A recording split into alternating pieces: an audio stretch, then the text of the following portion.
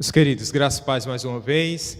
Vamos agora abrir nossas Bíblias no livro do Evangelho de Marcos, capítulo 7.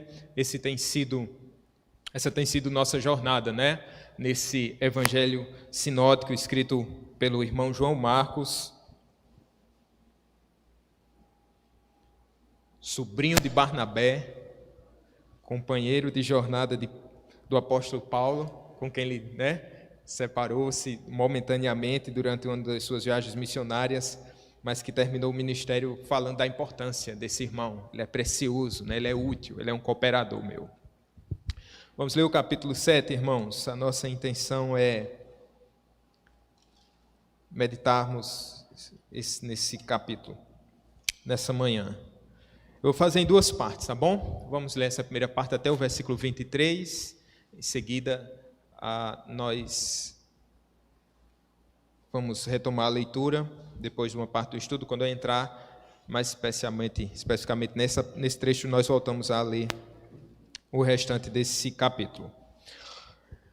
Diz assim o texto: Ora, reuniram-se a Jesus os fariseus e alguns escribas vindos de Jerusalém, e, vendo que alguns dos discípulos dele comiam pão com as mãos impuras, isto é, por lavar, pois os fariseus e todos os judeus, observando a tradição dos anciãos, não comem sem lavar cuidadosamente as mãos. Quando voltam da praça, não comem sem se aspergirem, e há muitas outras coisas que receberam para observar, como a lavagem de copos, jarros e vasos de metal e camas.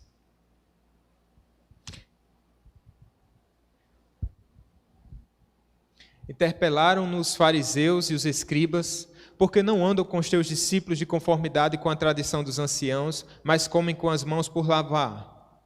Respondeu-lhes: Bem profetizou Isaías a respeito de vós, hipócritas, como está escrito: Este povo honra-me com os lábios, mas o seu coração está longe de mim. E em vão me adoram, ensinando doutrinas que são preceitos de homens. Negligenciando o mandamento de Deus, guardais a tradição dos homens. E disse-lhes ainda: Jeitosamente rejeitais o preceito de Deus para guardardes a vossa própria tradição. Pois Moisés disse: Honra teu pai e tua mãe, e quem maldisser a seu pai ou a sua mãe seja punido de morte. Vós, porém, dizeis: Se um homem disser a seu pai ou a sua mãe: Aquilo que poderias aproveitar de mim é corbã, isto é, oferta para o Senhor, então dispensais de fazer qualquer coisa em favor de seu pai ou de sua mãe, invalidando a palavra de Deus pela vossa própria tradição, que vós mesmos transmitistes e fazeis muitas outras coisas semelhantes.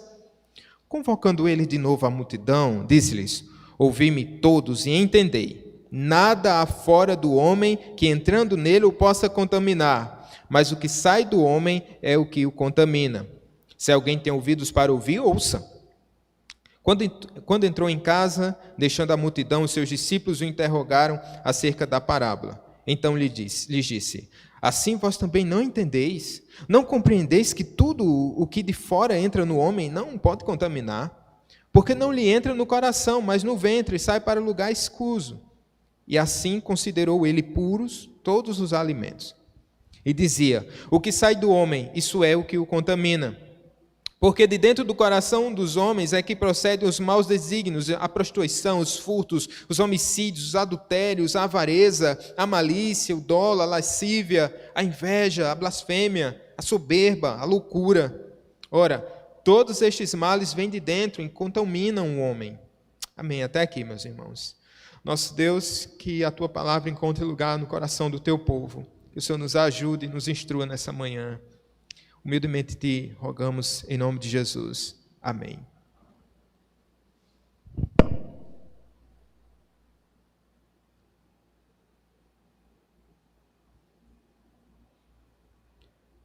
Meus irmãos, cada um dos evangelhos, sobretudo os sinóticos, os evangelhos semelhantes, que são Mateus, Marcos e Lucas, ele tem características assim particulares, embora retratando os mesmos episódios em parte, Marcos, ele é o evangelho mais dinâmico, mais curto, 16 capítulos, ele resume muitas vezes o tema, e a gente percebe aqui em Marcos que há uma ênfase na ação, enquanto outros evangelistas eles vão dar uma ênfase maior na questão do ensino do Senhor Jesus Cristo. Aqui em Marcos a gente vai ver o Senhor Jesus valorizando aqueles que eram excluídos da época, como deficientes, como mulheres. Aqui em Marcos a gente vai ver essa crescente oposição dos religiosos, perseguindo o Senhor Jesus por causa da tradição, de costumes da época, e que o Senhor Jesus não os observava, tampouco os seus discípulos. Aqui a gente também vê o início da missão entre os gentios, ainda que a ênfase maior recai ainda sobre os judeus, a gente começa a ver de maneira incipiente esse evangelho alcançando os não-judeus. De maneira geral, a gente vê sobre todos esses assuntos, essa dinâmica no Evangelho de Marcos, e vocês vão perceber que nesse capítulo 7, todos esses aspectos eles vão ser notados aqui nesse capítulo. Eu dividi aqui em duas partes. Nesse capítulo, o Senhor Jesus ele está denunciando a falsa religião. Em contrapartida, ele está valorizando a verdadeira fé. Percebam, nessa primeira parte a gente vai ver o Senhor Jesus Cristo denunciando a falsa prática religiosa de grupos da época. E na segunda parte a gente vai ver o Senhor Deus valorizando e exaltando a verdadeira fé. O interessante é que notemos que nessa primeira parte o Senhor Jesus está num ambiente judaico, né, na própria Galiléia. Na segunda parte, quando ele se retira para a região de Tiro, Sidom e para Decápolis, região onde majoritariamente era composta por gentios, a gente vai ver a fé brotando nesse lugar. Vamos nessa primeira parte falar sobre essa falsa religião que é denunciada. Há um grupo aqui que o Senhor Jesus ele recorre, fala diversas vezes, os fariseus e os escribas. Mais uma vez eles estão aqui nessa narrativa e mais uma vez com intenção de apenas observar e criticar a prática do Senhor Jesus Cristo e sobretudo aqui dos seus discípulos. É isso que eles estão fazendo. Fariseus e escribas. Esse é um grupo já bastante conhecido. É interessante que os fariseus eles eram um grupo religioso, né, especialmente surgindo ali no primeiro século, mais um pouco antes, na época dos Macabeus, e eles surgem em oposição à crescente influência da filosofia grega, que adentrava a religião judaica. Então, eles com essa intenção de purificar, de preservar a religião judaica e de observar, assim, de maneira mais pontual, a Torá, que é o livro sagrado, especialmente, nós estamos pensando aqui no Antigo Testamento.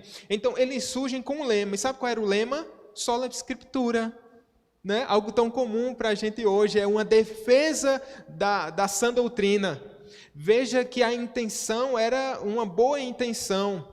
Contudo, esse grupo, né, separatista, desse movimento separatista, eles começam a exagerar. E com esse propósito de preservar a sã doutrina, eles começam a acrescentar coisas. Nesse texto você vai ver, talvez você já tenha percebido através dessa leitura, o quanto aparece a palavra tradição. E essa tradição é um acréscimo dado à lei mosaica. Então, eles tinham a lei de Moisés, mas eles acrescentavam a essa lei diversos outros preceitos que, à primeira vista, não era algo que o Senhor Jesus batia de frente se não substituísse aqui a própria lei, sabe? A gente vai falar um pouquinho mais sobre isso. Mas vejam, eles começam bem na sua jornada, é legítimo um movimento separatista de preservação da sã doutrina. Por sua vez, também temos aqui os escribas, que remontam lá à época de Esdras, eram pessoas importantes dentro da sociedade judaica, eles eram peritos na lei. Olha só, Se a gente começa a pensar aqui, antes de toda essa bagagem que nos traz à mente a palavra, né? Farisaísmo, né? A gente já remete aqui a um movimento legalista, mas pensemos aqui dentro da sua origem. Imagine só os fariseus não tendo se desviado do seu caminho juntamente com os escribas. Nós teríamos assim o melhor colégio teológico, né? Imagine só qual o potencial maravilhoso desses irmãos. Contudo, vocês já devem saber que esses religiosos começam por causa do seu fundamentalismo, eles, e junto a isso a sua impiedade, eles começam a se desviar do caminho e fazer preceitos e colocando um jugo muito pesado sobre as pessoas, e em contrapartida eles queriam uma religião light, uma religião leve. Viviam sobretudo de aparência e acreditavam e tentavam alimentar uma vida de mentira. Jesus Cristo, em diversas ocasiões, ele vai desmascarar esse intento desses falsos religiosos aqui. Então, eles começam a misturar aqui um legalismo com hipocrisia. Perceba, no verso 2, o texto vai dizer assim, eles vindos de Jerusalém, né, certamente não com o propósito de acrescentar o ministério de Jesus, mas de criticar e de andar no encalço do mestre para pegá-lo em alguma falta. O texto no verso 2 vai dizer, e vendo que alguns discípulos, ou seja, eles olhavam observando, né, esse era o propósito deles, observarem a prática dos discípulos de Jesus. Quando eles percebem ali que os discípulos eles estavam cometendo um tremendo erro, o quê? Não estavam lavando as mãos. Não era época de pandemia aqui não, mas eles estavam observando isso. Quando eles chegam no versículo 5, eles acabam interpelando o Senhor Jesus, dizendo assim, por que não andam os teus discípulos de conformidade com a tradição dos anciãos, mas comem com as mãos por lavar? Olha, eles haviam, essa questão do lavar as mãos, fazia parte de um ritual de purificação, não é? Aqui há um resumo dessas práticas. No entanto, estudiosos, eles conseguem identificar uma série de leis e de preceitos criados pelos fariseus, relacionados especialmente ao dia de sábado, quando era proibido até o ato de você, durante aquele período sabático, levantar, pegar uma colher com comida e colocar na boca, porque isso já era tido como um trabalho, isso era uma quebra da lei. Veja que coisa absurda. Ei, a gente conseguiria fazer isso, hein? Conseguiria, Júnior, passar um dia sem levantar a colher? Mas isso aí era uma quebra da lei para eles. E assim, a gente pode pensar por alto que havia mais de 600 regrinhas para serem cumpridas, acrescentadas à lei de Moisés. E uma dessas dizia respeito a essa questão do lavar as mãos, não por uma questão de higiene, mas por uma questão de ritual, de purificação. A gente vai encontrar em Levítico capítulo 11, Levítico capítulo 15, de fato, dentro do escopo da religião judaica, dentro da antiga dispensação, a gente pode assim pensar, preceitos ali de limpeza, de higiene, mas que apontavam para algo maior, apontavam para a pureza e para a purificação da alma, algo que seria cumprido através do próprio Senhor Jesus Cristo. Percebam, meus irmãos, aqui eles começam a interpelar e a criticar o Senhor Jesus Cristo, falando dessa tradição. Falei da tradição para vocês, essa palavra vai ocorrer aqui no versículo 5, a gente vai perceber ela no versículo 8, no versículo 9 e no versículo 13. Em todas essas passagens a gente vai ver essa palavra tradição. A ênfase corre aqui. Qual é o contraponto aqui? Tradição versus lei. Palavra de Deus versus costumes e preceitos humanos. É isso o contraponto aqui. Esse é o motivo da discussão. Veja, e eles estavam pautados nessa tradição. Aqui há um caminho, um declínio paulatino da religião judaica. Eu peguei uma frase do J.C. Halley, é um bispo anglicano, já falecido, mas ele consegue discernir, detectar qual esse caminho do declínio dos judeus. Ele diz assim: o primeiro passo dos fariseus consistiu em acrescentar às Sagradas Escrituras suas tradições como suplementos úteis. O segundo passo consistiu em colocá-las no mesmo nível da palavra de Deus, conferindo-lhes igual autoridade. O último passo consistiu em honrá-las acima da Escritura, degradando a Bíblia de sua legítima posição. Veja que interessante essa percepção do J. Serralho. Primeiro ele diz que a motivação era suplementar ou acrescentar a lei, coisas que eles haviam achado que eram pertinentes, uma vez que a religião, que a filosofia grega e os costumes seculares estavam invadindo a religião judaica. Então eles, vamos acrescentar alguma coisa para fechar o cerco, vamos levantar os muros, né, colocar mais uma fileira aqui de tijolos nesse muro. O segundo passo foi igualar esses costumes à Bíblia. E o terceiro passo foi suplantar. Agora eles tinham a lei, os seus preceitos com maior valor do que a própria Sagrada Escritura. E é esse o caminho do declínio. É sempre uma motivação de acrescentar algo à Bíblia, depois se iguala à Bíblia e depois se suplanta a Bíblia. Temos vários exemplos. A gente pode pensar, por exemplo, na Igreja Romana, né? Que acrescenta, depois iguala e depois suplanta. De modo que a tradição ela é mais importante do que a própria palavra. A palavra inspirada, ela depende agora do aval de um pontífice. Esse é o caminho. Não se surpreenda, porque dentro do próprio meio evangélico isso também tem ocorrido e pode acontecer facilmente quando supervalorizamos a tradição em detrimento da palavra de Deus.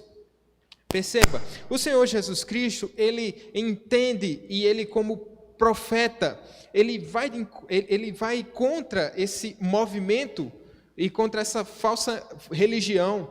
Então, ele acaba condenando esses fariseus.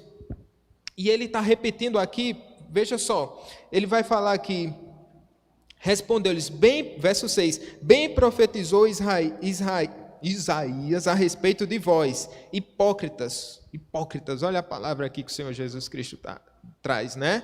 Que remete aqui às artes cênicas, né? Quando um ator principal ele põe uma máscara, né? Então você tem duas caras, é o que ele está dizendo aqui, chamando-os de hipócritas. Então ele vai trazer, replicando aqui o que o profeta Isaías disse no capítulo 29, verso 13. É semelhante aqui o que ele vai falar nesse versículo 6 de Marcos. Ele diz assim: o Senhor disse: visto que este povo se aproxima de mim, e com sua boca e com seus lábios me honra, mas o seu coração está longe de mim, e o seu temor para comigo consiste só em mandamentos de homens que maquinalmente aprendeu. Na época do profeta Isaías, havia esses movimentos, né, esses falsos profetas também que se distanciavam do Senhor e que agora eram pautados somente por aparência. Então Jesus pega esse texto de Isaías e aplica agora aos fariseus.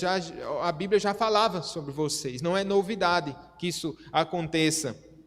Para a gente parece novidade, né? Quando nós nos deparamos com a falsa religião, né? Alguns até se entristecem tanto com a igreja que se afastam.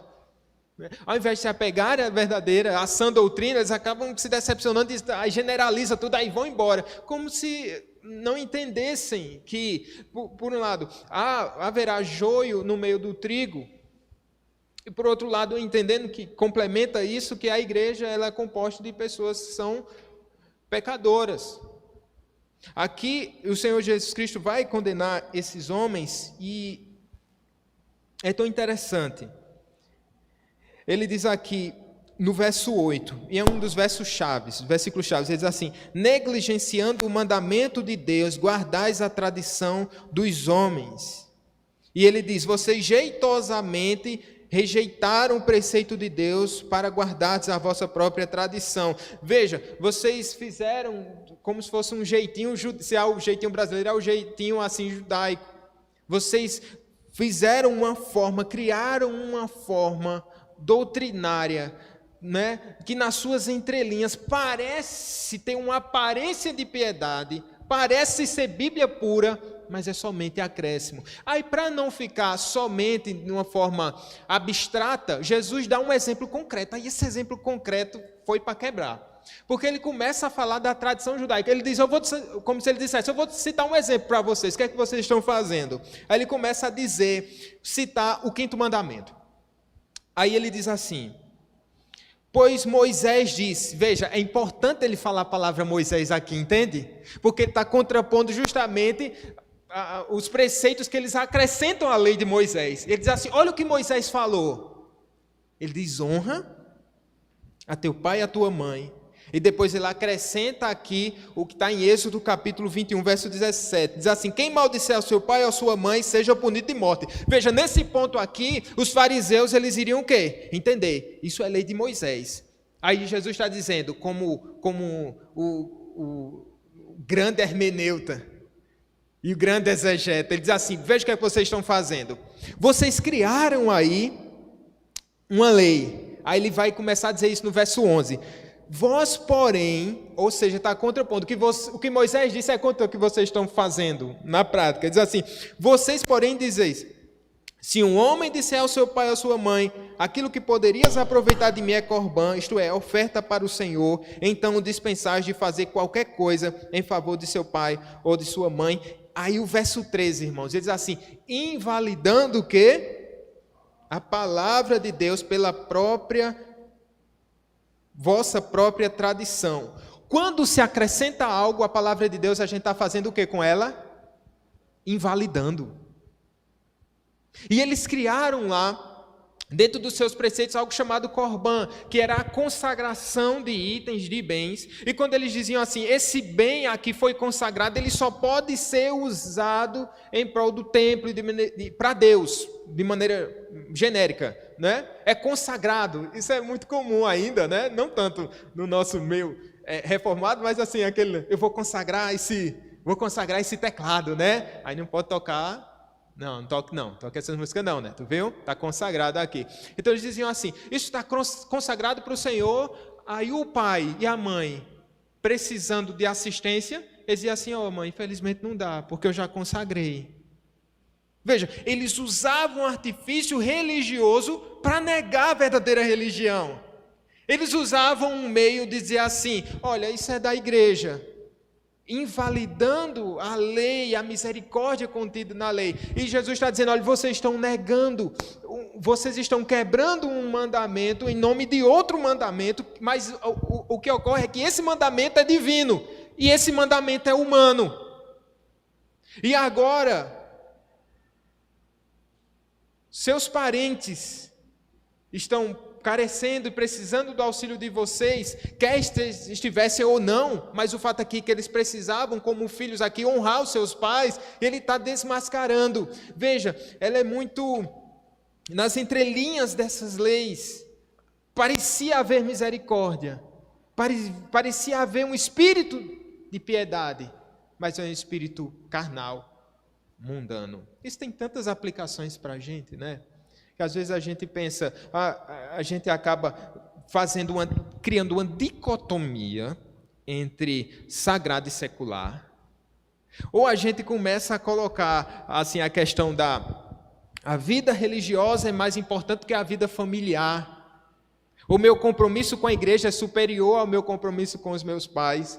E veja, e na Sagrada Escritura nós podemos pensar, honrando a Deus eu devo honrar, e para honrar a Deus eu devo honrar os meus pais. Veja, aqui é uma forma mundana de burlar a verdadeira lei e suplantá-la e colocar algo em seu lugar. Veja, o uso da tradição aqui é usado para invalidar a lei. Jesus pega isso e agora ele chama a atenção dos fariseus e agora ele usa isso para os seus, chamando a multidão e explicando. Isso acontece a partir do versículo 14. Convocando ele de novo a multidão, disse-lhes, ouvi-me todos e entendei. Aí ele começa a falar uma parábola. Porque ele diz assim, nada fora do homem que entrando nele o possa contaminar. Aí olha o que ele vai dizer no verso 23. Ora, todos estes males vêm de dentro e contaminam o homem. Não é uma linguagem semelhante? Aqui na parábola isso se chama inclusio. Ele começa traz o tema, explica e fecha, mostrando o mesmo tema. Eu estou falando sobre isso, né? Isso é um método de ensino de Jesus. Então, ele está fazendo isso aqui. Ele chama essa multidão e começa a falar para eles: todos os males vêm de dentro e contaminam o homem. Por quê? Porque ele já diz no versículo 19 que ele considera puro todos os alimentos. Enquanto os fariseus estavam ali, né? Isso vai contaminar o alimento, e depois que você, com as mãos contaminadas, pega nesse alimento e o consome, você está trazendo o mal de fora para dentro. Você está contaminando o corpo. Jesus está começando a dizer aqui: olha, o que contamina um homem, na verdade, é o que sai do seu coração. Porque, na verdade, e aqui a gente pega um ensino holístico, o homem ele já está contaminado. Na verdade, onde o homem toca, é ele que contamina. Porque ele já brota do coração do homem toda maldade. Isso faz cair por terra todo aquele conceito de que o meio é o que traz, contamina o homem, é o meio que deturpa o homem. O homem é um ser bom, é um tábula rasa, mas é o meio ao qual ele está inserido que vai trazer malefícios para ele. Não. O homem, ele é depravado. Ele só encontra no mundo outras formas de fazer florescer a sua maldade. Talvez não. Há maldade em potencial no coração do homem. Dentro de cada um dos homens há um Hitler, Mussolini, né? E outros tantos, né? Encapsulado no coração. Há esse potencial. Um infante, ele já tem esse potencial, né? Porque ele já nasce ali com a semente do pecado nele. Então, uma vez, ele já está pronto a explodir, mas uma vez que ele está no meio, no mundo, e aí é como se fosse um líquido inflamável, e aqui só o fósforo que ateado pelo mundo e explode. Veja, só dá vazão à sua maldade. Por isso Jesus está dizendo aqui: a maldade já está dentro do coração dos homens. Ele fala isso de maneira muito objetiva, muito rápida. Mateus 15 também vai tratar sobre isso, tá bom? Esqueci de dizer já no começo, como um dos sinóticos, ele vai tratar sobre essa questão. E ele começa a falar sobre isso. E depois os discípulos não entendem e vão perguntar novamente para o Senhor Jesus. Quando entrou em casa, verso 17 diz assim: deixando a multidão, seus discípulos o interrogaram acerca da parábola. Então Jesus disse: vocês ainda não entendem? Vocês não compreendem que tudo que de fora entra no homem não pode contaminar? Porque não lhe entra no coração, mas no ventre, e sai para o lugar escuso. Já era uma coisa tão clara, mas Jesus ainda foi mais além. Que ele diz assim: olha, o que entra no ventre sai para lugar escuso. Essa palavra no original aqui é, sabe o quê? Esgoto, latrina, não é? Então, o que entra pela boca vai para o esgoto. Mas veja a capacidade da maldade do homem. Quando ele sai, é do coração do homem que brota toda a maldade. Por isso a palavra de Deus vai dizer que nós devemos guardar o nosso coração. Ali há um manancial de maldade tamanha, meus irmãos. Aqui no nosso coração. Você deve entender bem, mas nas lutas que você trava aí com a sua própria vida, dentro do seu próprio coração. Aí ele vai dizer aqui: porque é de dentro do coração dos homens que procedem os maus desígnios, a prostituição, os furtos, os homicídios, os adultérios, a avareza, as malícias, o dolo, a lascívia, a inveja, blasfêmia, a soberba, a loucura. Isso aqui é só uma amostra, viu? É só uma amostra. Jesus não está sendo exaustivo aqui. Inclusive, na lista que ele traz em Mateus, a lista é bem menor do que essa. Mas aqui é só uma amostra da capacidade destrutiva que há no coração do homem, de tantos intentos, da vazão de tantos pecados, de prostituição, de avareza, de mentira, de lascívia e de tantos outros males, que ele diz que vêm de dentro e contaminam o homem. Está aqui, o Senhor Jesus, ele revela, condena a falsa religião e protege, por assim dizer, os seus discípulos, dá-lhes um entendimento maior. Olha, enquanto eles dizem, lavem as mãos, eu digo a vocês, lavem o coração. E esse é o grande a grande lição para nós. Enquanto a falsa religião, ela se preocupa com aparências, o Senhor Jesus Cristo é aquele que nos traz a verdadeira religião, dizendo assim: vocês devem manter pura a consciência de vocês. Vocês devem viver piedosamente nesse mundo. Ao invés de olhar os outros para condená-los, vocês devem ajudá-los, ampará-los. Essa é a verdadeira religião. Agora, ele vai exaltar nessa segunda parte a verdadeira fé. Eu quero ler com vocês agora, a partir do versículo número 24. Vamos ler?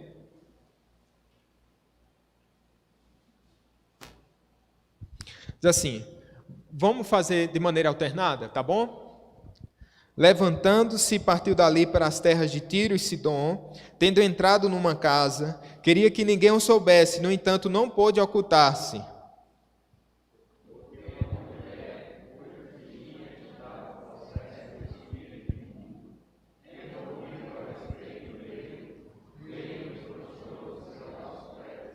Esta mulher era grega, de origem cirofenícia, e rogava-lhe que expelisse de sua filha o demônio.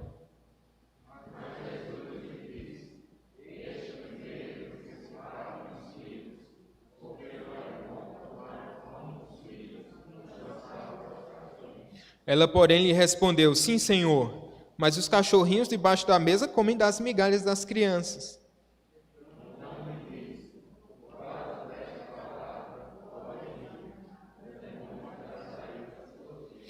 Voltando ela para casa, achou a menina sobre a cama, pois o demônio a deixara.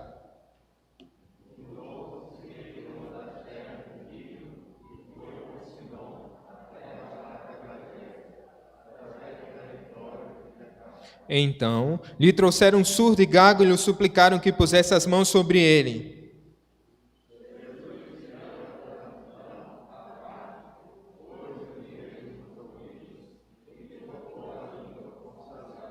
Depois, erguendo os olhos ao céu, suspirou e disse: Efatá, que quer dizer abre-te.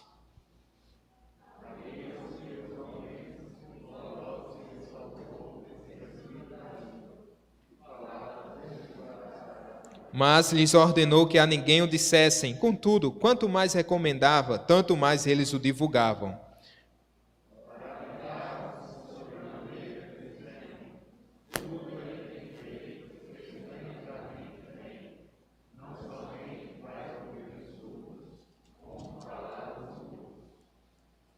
Aqui a gente vai ver dois episódios que eles, de certa forma, apontam para aquilo que eu quero mostrar para vocês, o reconhecimento da exaltação da verdadeira fé e a salvação.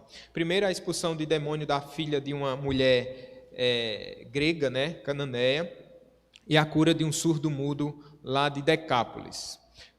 Primeiro, o verso 24 vai mostrar essa mudança de ambiente geográfico, porque diz assim: levantando-se, partiu dali para as terras de Tiro e Sidom.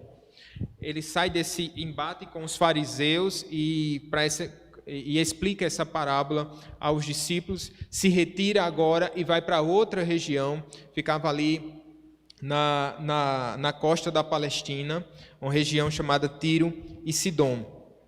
E aqui a gente começa a perceber, como eu falei para vocês no começo, o início da era da missão aos gentios. Pergunta: já houve aqui em Marcos uma incursão de Jesus no mundo gentil? Vocês lembram?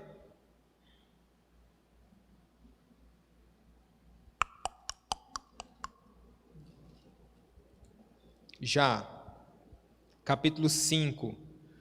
Quando ele foi para Gadara, ele expulsou expeliu um demônio, né, de um gadareno.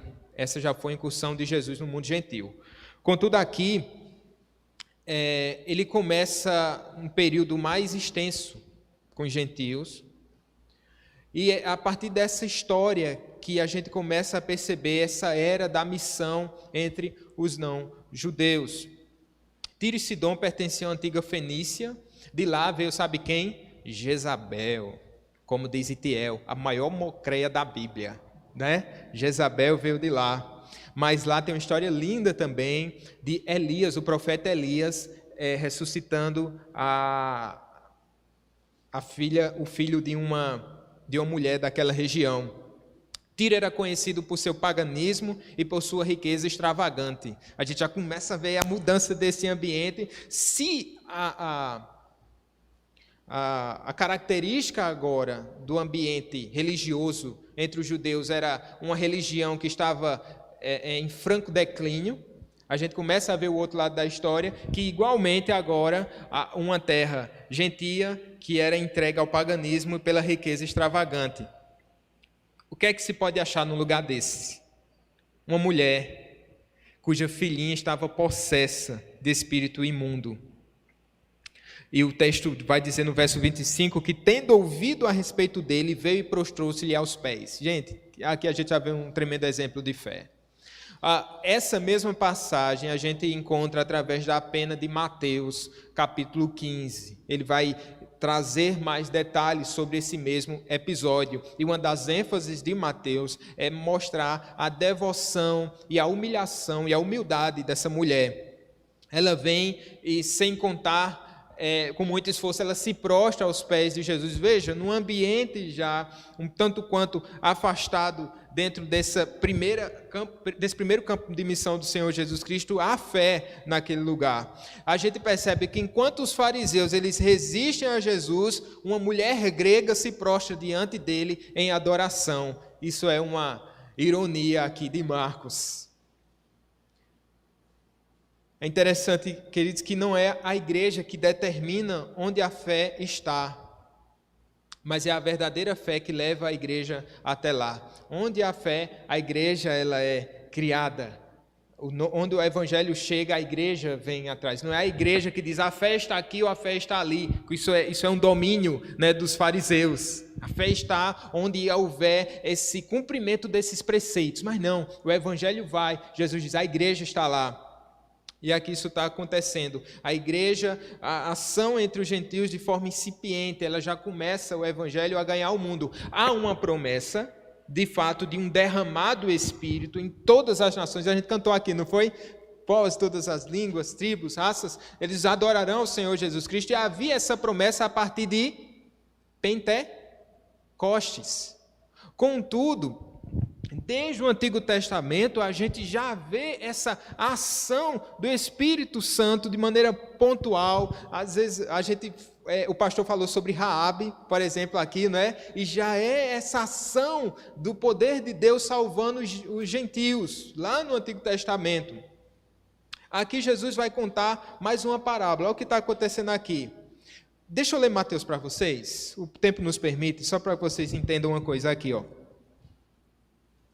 No verso 23, verso 22, melhor, capítulo 15, é bom, né, quando diz o capítulo, né? Capítulo 15, verso 22.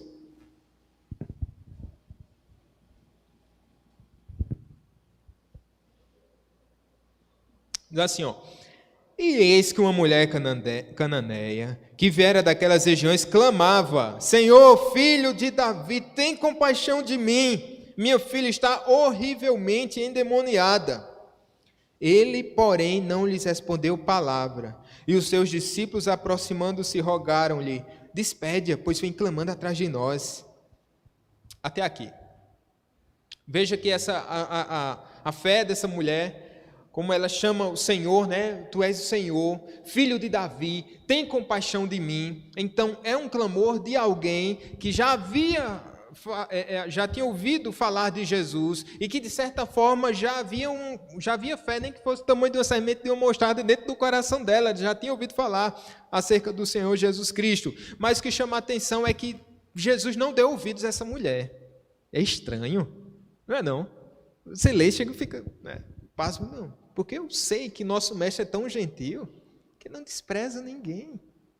Nem um moribundo, nenhuma pessoa que quebrantada o busca, ele vai desprezar. A gente já viu, irmãos, no próprio capítulo 5 de Marcos, uma mulher que chega no meio da multidão, toca as vestes de Jesus e quer ir embora. E Jesus, opa, alguém me tocou, e chama a mulher e fala palavras de amor para aquela mulher e de salvação. Então, parece soar estranho aqui, mas eu concordo com alguns estudiosos que entendem essa passagem aqui como mais uma parábola. E através dessa parábola, Jesus ele está ensinando a qualidade da verdadeira fé. Veja, não era do feitio de Jesus tratar assim os quebrantados, né? E agora, no capítulo 4 de Marcos, verso 11, diz assim, ó: a vós outros vos é dado conhecer o mistério do reino de Deus, mas aos de fora tudo se ensina por meio de parábolas. Essa é a forma do ensino de Jesus. O que é que Jesus está fazendo aqui? Essa mulher suplica humildemente para que Jesus expulse esse demônio da filha dela. E ele diz assim: deixa primeiro que se fartem os filhos. Deixa eu botar o texto aqui para ser mais fiel possível. Ele diz assim: deixa primeiro que se fartem os filhos, verso 27, porque não é bom tomar o pão dos filhos e lançá-lo aos cachorrinhos. Primeiro Jesus está em silêncio, aí quando Jesus fala parece que é pior do que quando ele estava em silêncio. Não é certo fazer isso, lançar o pão, tirar da mesa, né, a comida dos filhos e lançá-la aos cachorrinhos.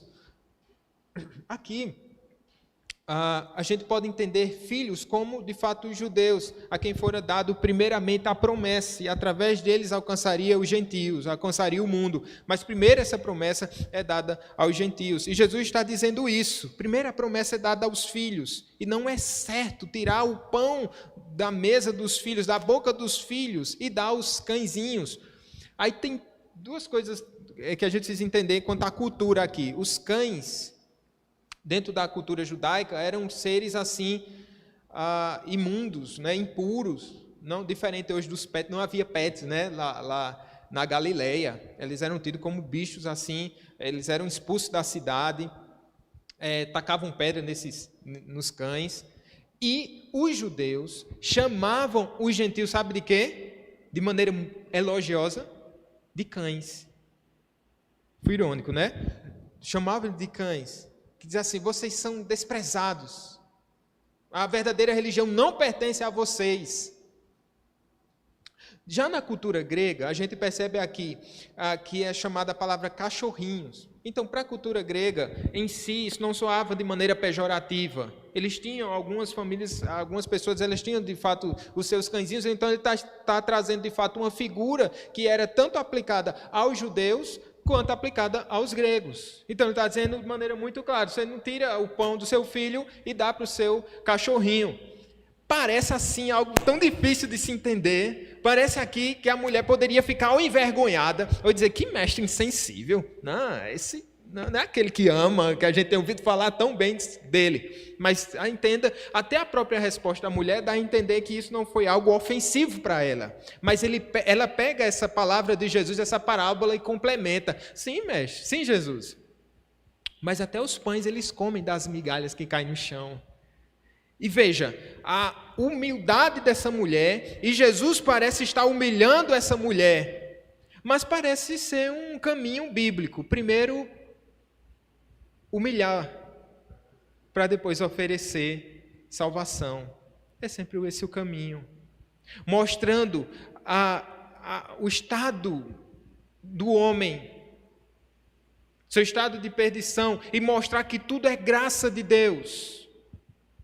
Foi assim com Naamã, um oficial da Síria, né, pomposo e cheio de poder. E quando ele chega até o profeta diz: mergulha aí 7 vezes no Jordão e já era. Pula aí no açude velho, tá tudo bem, vai ficar tudo bem contigo. E ele fica, né, cheio de si mesmo, ensimesmado, e os oficiais vão dizer assim: é tão simples, mergulha aí, resolva logo essa parada, resolva logo isso. Aqui o caminho dessa mulher, e o Senhor Jesus Cristo está fazendo o quê? Diferentemente, quando ele condena, revela o coração da falsa religião, agora ele está o quê? Exaltando a verdadeira fé. E a verdadeira fé, ela é provada. E aqui parece ser algo ríspido, insensível, mas é algo maravilhoso. Deus está provando, Cristo está provando a qualidade da fé dessa mulher. E ela não conta conversa. Se supostamente Jesus pretendia humilhá-la, não era essa a atenção quando pensamos nesse Deus Santo, ela se humilha mais ainda. Ela diz: não, isso é pouca humilhação. Mas os cãezinhos, eles comem daquilo que cai da mesa dos seus donos. Isso é algo interessante aqui. Nós podemos pensar, como diz em Romanos, dessa relação entre judeus e gentios. Pois não me envergonho do evangelho, porque é o poder de Deus para a salvação de todo aquele que crê. Primeiro sabem? Do judeu e também do grego. Há prioridade dos judeus, mas prioridade é diferente de exclusividade. É a partir dos judeus, mas não é exclusividade dos judeus. E ora, esse foi um dos pecados, um dos erros dos judeus, porque tornaram aquilo que era esse favor do Senhor de escolher um povo e através desse povo revelar as alianças, a promessa em Cristo Jesus, e eles tornam isso algo exclusivo, dizem assim, é nós, é da gente. Não é para o mundo, é nosso. Às vezes a igreja tem essa atitude, né, de excluir. Nós fomos inseridos e agora queremos excluir, né? É uma ironia, não é de Marcos, agora é minha agora. Isso é algo terrível, não é? A mulher precisava saber dessa realidade, para poder entender que se o que ela desejava lhe fosse dado seria uma exceção. Portanto, seria o quê? Um grande privilégio se ela fosse abençoada aqui. Essa bênção especial derramada aos gentios. Você tem acesso agora a ela. É algo revelado, prometido para depois de Pentecostes. Mas, meu irmão, por onde passou um coração quebrantado, houve também o oferecimento da salvação da parte de Deus. Onde houver um coração quebrantado na presença de Deus, Ele oferece salvação. Se humildemente alguém chegar aos pés do Senhor Jesus Cristo. É isso que está acontecendo. Deus nunca deixou de olhar para os gentios. Ele está sempre pronto para abrir uma exceção, onde essa fé e quebrantamento. Há migalhas da graça caindo da mesa dos gentios, desde a antiga dispensação.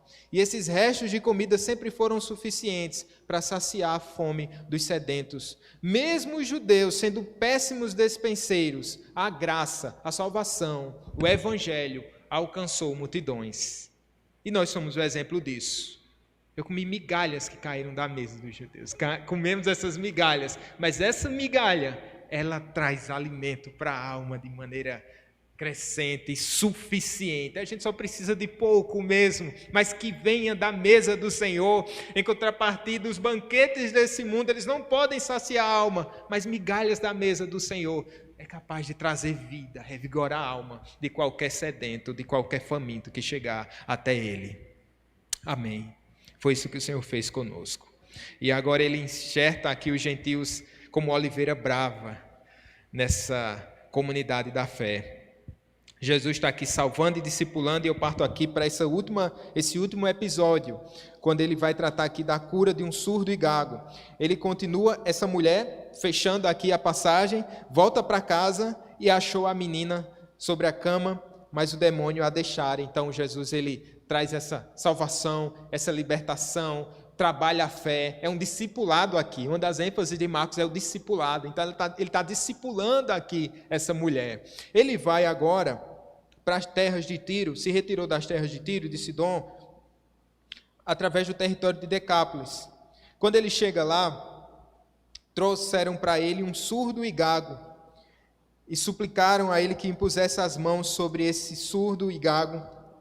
E Jesus, sem muita delonga, né, como é característica de Marcos, verso 33, Jesus, tirando da multidão à parte, pôs-lhe os dedos nos ouvidos, lhe tocou a língua com saliva.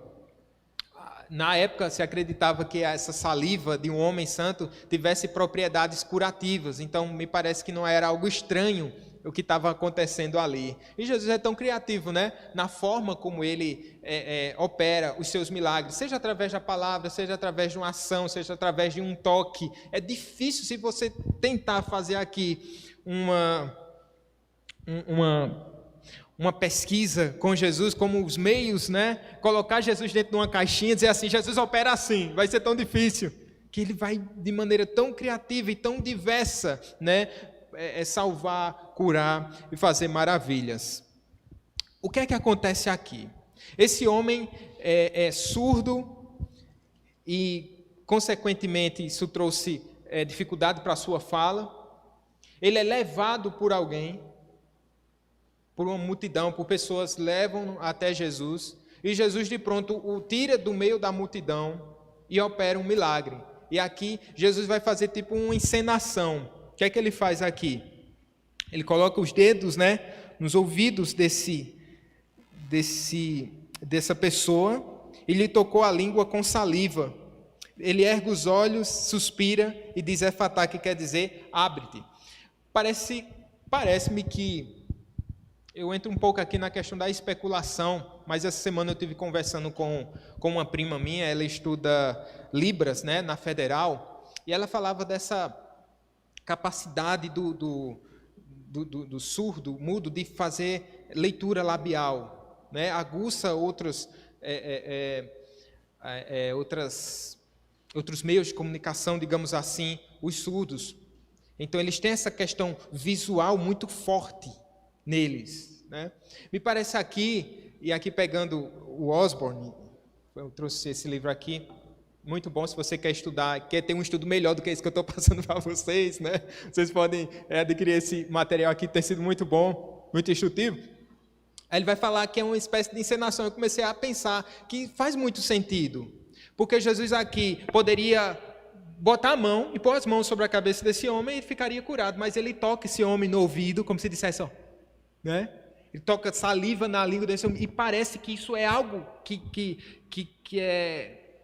aquele homem é capaz de compreender. E depois ele fala, Efratá, abre-te. E eu começo a imaginar esse homem fazendo a leitura labial, ele não conseguia ouvir, mas Efratá.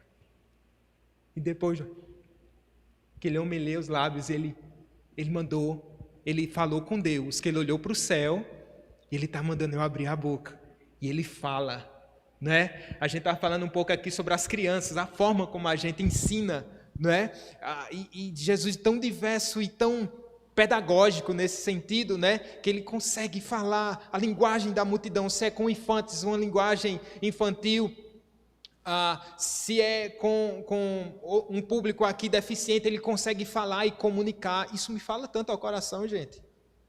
Esse mestre por excelência, a forma que ele se utiliza para comunicar o evangelho sem deturpar a palavra de Deus, mas acrescentando no sentido de meios criativos para comunicar o evangelho do Senhor Jesus Cristo. Eu acho isso formidável. Se eu tiver certo, eu acho que Jesus Cristo, ele é muito mais do que isso que eu estou pensando, do que eu estou falando para vocês, pela sua perspicácia, pelo seu amor e pela sua forma de ensinar.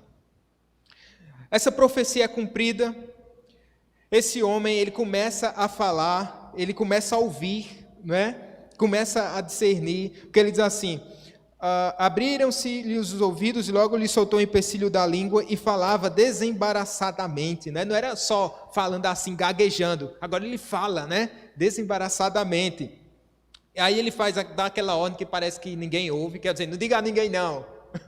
Mas aí o cara falando no meio do povo, quem foi que fez isso, Mas aí há o mistério aqui que há de ser revelado, esse ministério messiânico que vai chegar no seu apogeu, no ato da sua morte e da sua ressurreição, e essa expansão através do Pentecostes, Isso acontece, ninguém dá ouvidos nesse sentido e começa a divulgar as maravilhas do Senhor.